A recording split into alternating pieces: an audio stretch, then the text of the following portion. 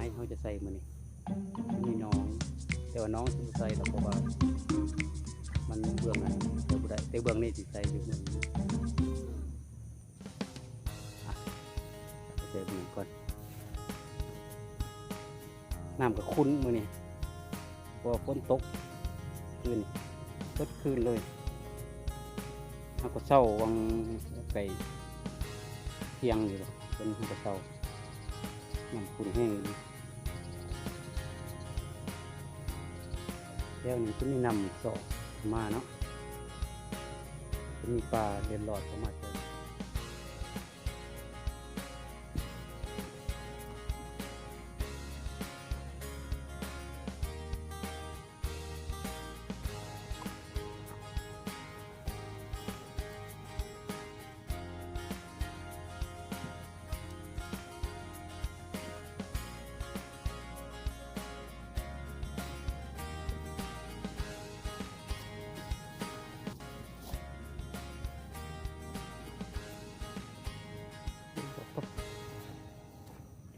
จิ้ม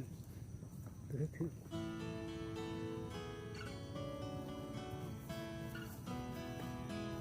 โอ้ตัวนี้โอเค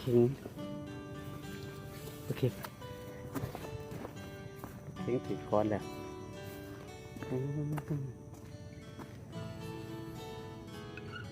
มาแล้วฮักก็ใส่เบ็ดได้ประมาณ10ปลายหลังโอเคพี่น้องเดี๋ยวเราไปยามเป็ดเป็นหอบที่1เลยว่ามาลุ้นกันว่ามีติดจะได้มีโตอยู่บ่ได้ยินเสียงเลยพี่น้องได้ยินเสียงหนักแต่เป็นแม่ได้ยินเสียงเลย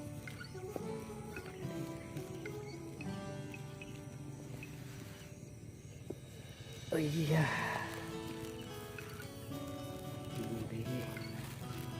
่กันเลยเนาะ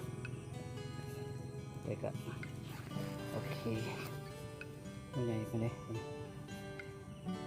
เนาะ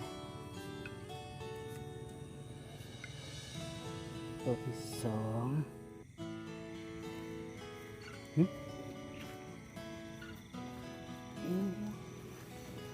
ลงตีนโอ้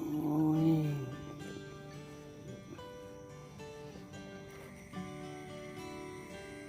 อันนี้ก็ลึกเนาะมันเหงื่อไปกินเลย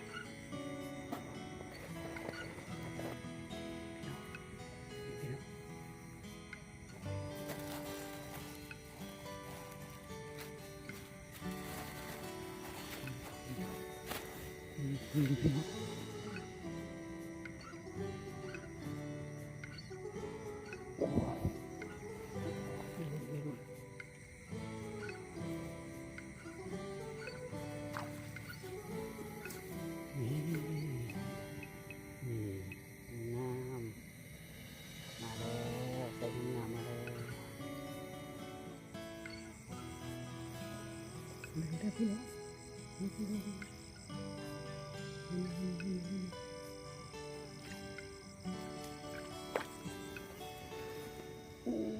ขึ้นมาเลยอย่าลุกนะ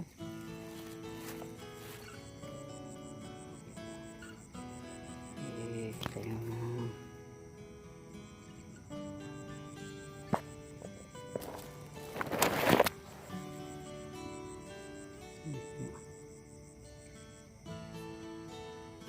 อยู่วางเสียบหางพี่น้องเสียบกบหางมันจะนานตายมันเสียบโตเสียบปากตายไว้เอามาย่างไปเลยหอบ2นี่เลย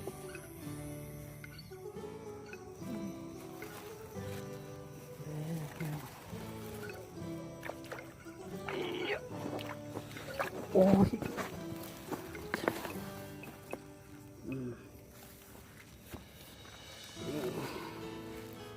เก็บอีกเต็มนึงนี่ให้กันได้นี่น้อย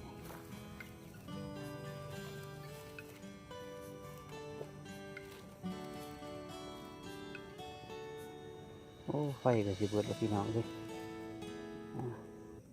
เบิดเลยเด้อโอ้ยโอ้ยใหญ่ไปดูว่าสั่งนี่ใส่มาตรฐาน ใส่มาตรฐานของแถวนี่ประมาณในปุ่มเนี่ยโปรตีนน้อยเนี่ยแล้วจำโปรตีน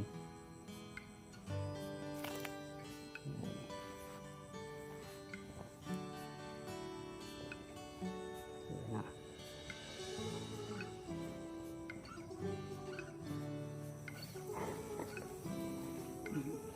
เข่ง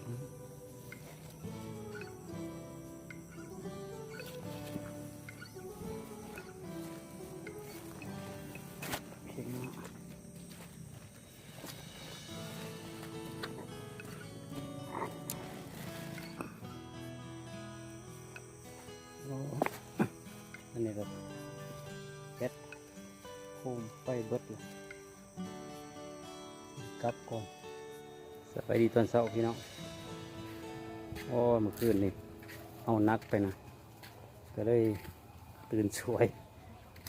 เมื่อนี้มาเบิ่งแต้มน้ำกันเนาะเมื่อคืนนี่คือจะได้หลังจากที่ว่าแบตเบิดเมื่อคืนนี่บไดทายให้พี่น้องเบิ่ง10 ปลายแต้มพี่น้อง13 แต้มปลาเค็งอีกจะแต้ม6 แต้มปลาดุกบ่มีเมื่อคืนนี่มีปลาดุก13 แต้มนี่หน่อยแน่ใหญ่แน่เนื้อเสือน้ำออกให้เบิ่งเด้อนี่พี่น้อง13 แต้มพี่น้องยังเป็นเบิดเลยยังดองอยู่